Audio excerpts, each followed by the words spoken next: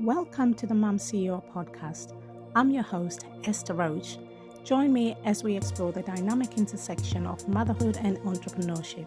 From the challenges to the triumphs, we're here to unravel it all.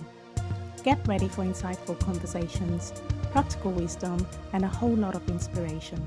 Let's embark on this empowering journey together. Hello and welcome to another episode of the Mom CEO podcast. I'm your host Esther Roach, and today I'm joined by Andrea. Hello, Andrea, and welcome to the show. Thank you, Esther. Thanks for having me. No, you're so welcome. If you'd like to introduce yourself to the audience, please. Right, so I'm Andrea Porter. I live in Birmingham with my daughter, who is now a teenager. God help me. Somebody says the other day, it's not help I need a miracle. But touch wood, so far, so good. But, having a teenage daughter, very expensive. They want everything they see on TikTok. Oh, yeah. We like, she's into supercars as well. So we Oh, find wow. ourselves in the summer going out to supercar meetup, which now I'm getting into because I'm having to look for them and find them for her. So, or sometimes she tells me where they are and I go on book and stuff. So yeah, we like going to those, especially in the summer. You look at the cars, like, oh yeah, Well, that's nice. yeah, and she's really into it for a girl. It's very surprising. So I kind of help her fuel her passion, if you see what I mean. Yeah. Yeah, and that's so important, isn't it? Yeah. So yeah, I run, own and run Sing Fair Solution, which is we do credit control for small businesses. I set up the business last year because I was in corporate life and I was made redundant. And I thought to myself, I was made redundant one too many times. But even before that, going back way when I had another business, so how my credit control background, I think should go into that so people get a bit of feel for it, was you left uni, you go into corporate life. So I got 2 degrees, one in business and finance and one in business administration. And then I went into corporate life. I worked for local government and then I went to Staples, the stationery firm. You remember Staples? Yeah. Yeah. And I ended up in their credit control department. And from there, I started liaising with the litigation company that we used to send the debts that needed to go to litigation to. So I was like the coordinator for that. And ended up going to Eversheds. And from Eversheds, I started my own business doing cleaning. And it was really good. I remember before I even started the business, I went to an event put on by the local council. It was something to do with well-being. And I met this lady there. And she says, oh, what you think you're doing? So I told her. And she says, oh, I'm inviting you to a networking event. Back then it was all face-to-face. There was nothing online. Yeah. And she says, I'm inviting you to this networking event. And if you come, I'll give you my 3-piece suite to clean. I was like, okay, never cleaned a 3-piece suite before. And then when she told me the time, I had to swallow because it was started at 6:30 or something in the morning, but then you finish by 9 and gone. But I thought, I want to start this business and grow it, so I'm going to go. So I went and she stick to her word. She gave me her 3-piece suite to clean. So I started the business using my own cleaning equipment that I had at home. Yeah. So to clean her sofa, I had to go and hire the cleaning machine.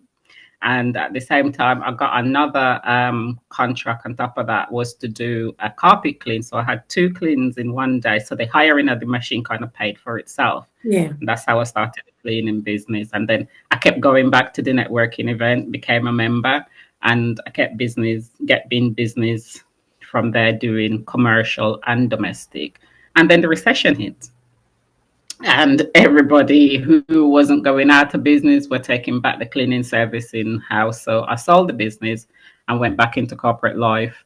But before I sold the business, I was contacted by the local college. Back then, what is now apprenticeship was called Train to Gain, to see if I wanted to put the staff through to get in a cleaning qualification. And I was like, yes. So we took that on, but I did the qualification with them so I could see what was involved. And our assessor at the time says, "Oh, you're so calm and explain stuff really well when your staff they're struggling. Why don't you think of becoming an assessor?" So when the recession hit and I sold the business, I went into assessing. So I started working for a company who was paying for you to be qualified, training and working at the same time. So I did that. And within 6 months, I became a team leader. And then, of course, working with that company, then government changed the system and brought in apprenticeship. And then a lot of training providers went out of the business because of now the new regulation and stuff that came in. So again, was made redundant, went did freelance in the apprenticeship world for a bit, and then went back, being employed. And then, yeah, so last year, 2023, we got notification that we're going to be made redundant. And I thought, oh. So then last year now, I thought, well, this is the time now to do something for myself. My daughter is now at secondary school, and I want to spend some more time with her because then when she comes in with her homework and stuff, I can be able to help her. So I thought, well, I couldn't see myself being in an organization and they're letting me finish like at half two in the afternoon to go and pick my daughter up, and then that's it. So I said, oh, let me start doing something for myself. So I actually started off as a VA last year. And then Sue realized that it's a very crowded market. We all have something different to offer, but yeah, it's very crowded. And because it's a easy entry to market, I think a lot of people set up offering that service.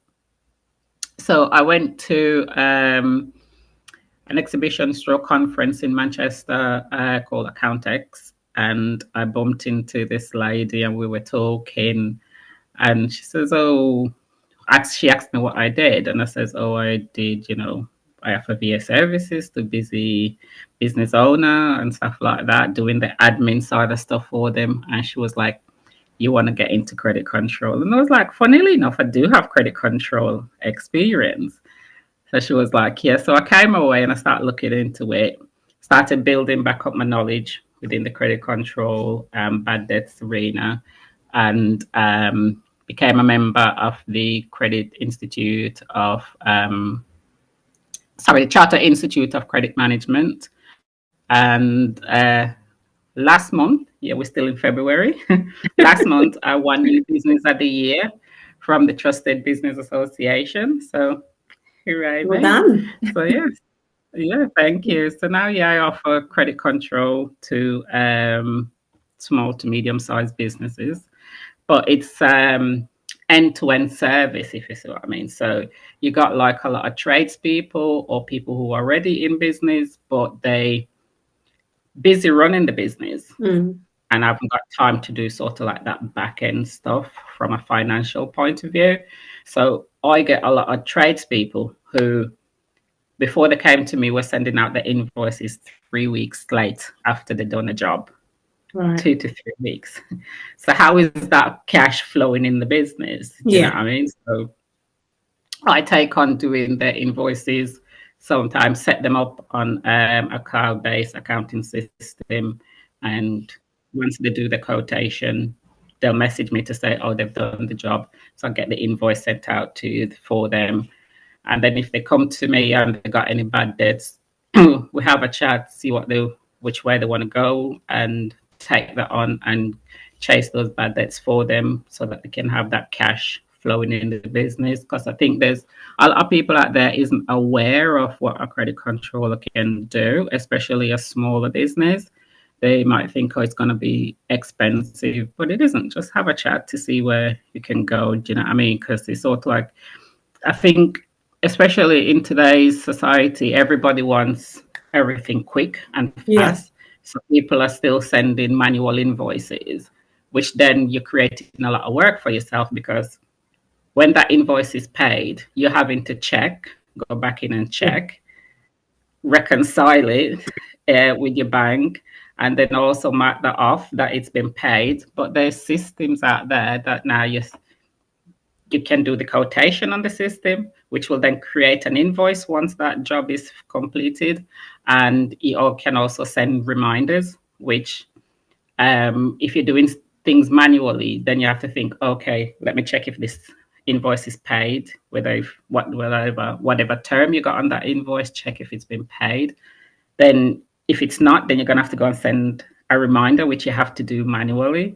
So that takes time. So it's automating stuff to free up your time, but also have somebody in place to help you when you haven't got that time to do those things. So that's the kind of service that I provide. So for me, I always say to my clients is get the invoice out as soon as the job is completed. Make sure you know the terms and conditions that you're signing, and make sure you also have your own terms and conditions that you're signing, and putting in payment terms that you can adhere to. Because the UK within Europe has one of the longest payment term when it comes to settling your invoices. So some company will pay 60, some even pay 90 days term. So is having a look at that contract and thinking, yeah, I need the money, but can I afford to wait 60 or 90 days to get paid, But also educating some of these trade people that are out there as well to say that, especially if you're doing subcontract work and you have to use the contractor that you get the work from to create your invoices, what happens when you leave, that job is complete and you leave, how you're going to get your invoices from that system, because by then they would have disable all your logins and stuff like that. So, he's making them aware of things like that going forward. But also, as I mentioned, making it convenient for customers to pay. So get your invoice set up and have on there pay now. So you as a customer, you get your invoice, you see the pay now button, you press it. All you have to do is input your card details, or take all kinds of payment options. Have Google Pay, Apple Pay, take them. Do you know what I mean? Not just having it go through your bank, or if you're doing things manually, you just have on there your bank details. So, because some people, by the time they look, oh, I got to go log into my bank, go back to the invoice, get the account and sort code details. We're human. Sometimes we make mistakes. So is eliminate all that, have that button pressed now, and make sure you take all kinds of payments that's available. Make it convenient for the customer to pay. And I think that way it can sort of like mitigate some of the bad debts late payment going forward, because it's convenient to pay. So yeah. Well, it's quite a lot that you're doing in that space. So I'm sort of familiar with some of the things because I've had to deal with that, but sort of in a dental setting. And one of the issues I've found, not just back then, it's also in other small business, because I think sometimes people are scared to face the financials. They don't even want to look at it, and they're too worried about it, which is problem number one. But secondly, you've also got the issue where if you have sort of a member of staff who doesn't actually understand the cash flow and how things work, because one of the examples I can give was a matter of, you see, you treat somebody or you carry out a job, and the reception says, oh yeah, oh, I forgot my card today. Then they'll just say, oh yeah, pay next time. And then 2 years later, that invoice still hasn't been paid. So it's sort of how do you deal with those kind of situations? Because you've got one, educating the staff, but also having the business owners understand, or at least if they don't understand, maybe, just allocating that side of the job to somebody like yourself, or have someone within your team. What sort of advice do you have around those things? Yeah, so what I would say is sort of like outsource things that you're not good at. You know what I mean? It's not as expensive as you thought it might be. Just outsource it. And if you're using sort of like a company like myself, then you have to think you don't have to pay holiday pay. You don't have to pay sick pay. It's my business. I'm more likely to turn up, because at the end of the day, I want to pay my bills. So, if I sign a contract to say I'm going to do your work, I'll get it done. But it's also, I just says, it's educating those staff and putting things in place to say, well, if somebody's going to come in and says they forgot the card, or even take sort of like a deposit before they come for the service. But then also, if they forget the card, send them an invoice straight away and make it convenient for them to pay. If they don't pay within your payment terms, get on the phone or send a reminder. But I also think, I don't know if it's an English culture thing as well. I think once people finish a job, they find it hard to ask for payment. Yeah. They don't want to mess up that relationship that they got with the client. So I always says, I'll come in and muddy the water on your behalf, but it also make it looks like you're a bigger company than you are, because if anything, you can say, "Oh, speak to Andrea in accounts about it." You know what I Yeah. mean? Yeah. But also always maintain a good relationship with your client, so that they're more likely to pay. Because I remember when I had the cleaning company, and I used to go out whether once a month, once a week to drop off cleaning supply or check that the jobs have been done properly. I always pop in, find out who pays the invoices, pop in and see them. Oh, did you get that invoice? Yes. Is everything okay with it? Yes. Oh, you wouldn't mind sending a check? Oh, while you're here, here's the check. Save me putting it in the post. So yeah, I never used to have a problem with bad debt because I kept a very close relationship with all the clients that I had. So yeah, but if you're in a bigger organization, it's kind of hard to do that. So make it convenient for people to pay, because you go into business to get paid. Make sure that cash flow is fluid in your business. Do you know what I mean? But also making it convenient for people to pay. Yeah. Yeah, and that was another thing I was going to pose to you to sort of say, what are the sort of impacts basically of not of having the bad debts and not having a Okay. balance with cash flow? Yeah, so the impact of having bad debts and people paying your invoices late, it's for one, it could um, damage your relationship with them, but also damage relationship with other suppliers that you might have, Mm. because people paying their invoice late or not paying it at all means that you can't grow your business, you can't take on any projects, you might not be able to even keep your overheads on, things like your heating, light, but even paying your staff, paying your suppliers. And if you can't pay your suppliers, then that relationship get broken, and you might get a job that you think, oh yeah, I need these. And they might say, well, no, you're not paying, so we're not going to give you any more credit. You know what I Mm. mean? So it's the impact. So me, I always says to people, make sure those invoices are getting paid, because cash flow is the heir to your business. You know, Yeah. I mean, without it, you won't be able to survive. And how do you deal with the problem customers that are just so difficult to pay?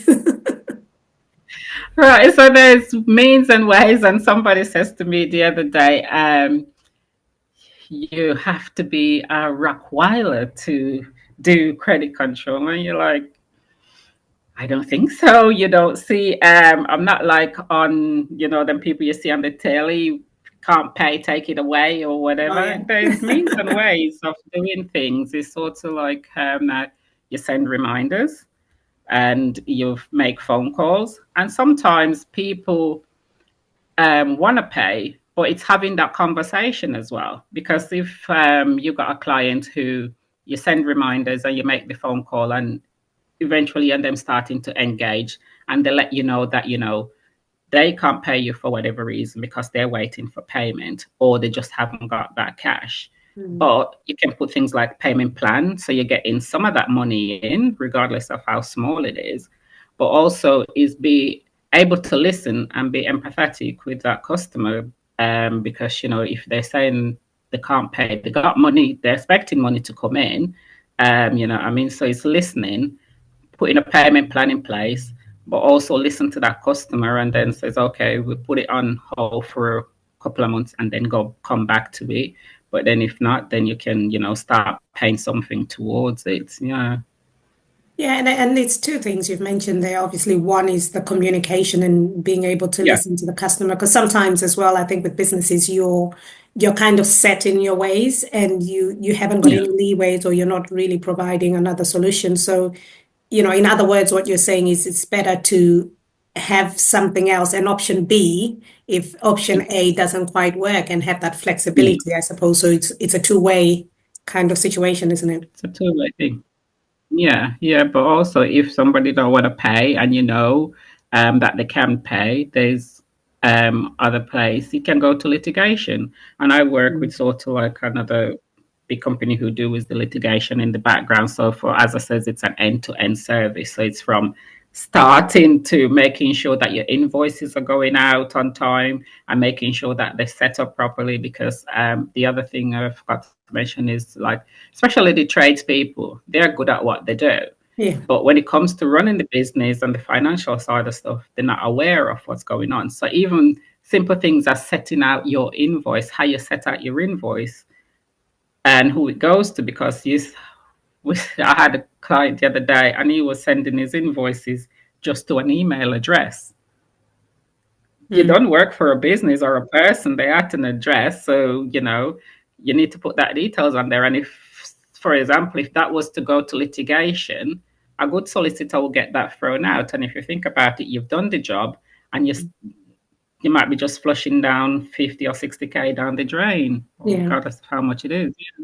Wow, it's a lot, isn't it? A lot to learn.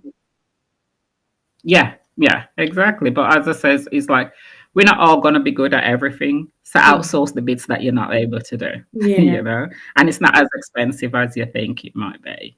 Yeah. Well, it's probably certainly less expensive than losing out on big payments that potentially won't come in. So I think it's definitely something that's worth doing. But like I mentioned earlier on, there's a lot of businesses out there, especially the smaller businesses, that would be worried about the finances and how they can afford. But you're not there on a permanent basis, so there is other advantages, the holiday pay you mentioned and stuff like that. So certainly, something to consider for smaller businesses. Oh gosh, yeah, definitely. Yeah, it's there's somebody like me on the side, because it's sort of like we can just come in and you got a certain amount of debt, or you just got one invoice or something, then we can just take that on. Do you know what I mean? And then, as you say, you're not paying holiday pay, you're not paying sick pay. We do that for you. We also can help businesses who sometimes they hit a bottleneck and they got lots of invoices to process or create and send. We can come in and just do that for you as well, and then back out, and you just get us in as and when you need us. Yeah, no, that's fantastic. So and it's supporting those business. Sorry? I says it's supporting those business, making sure that cash is flowing into the business. Yeah. No, absolutely.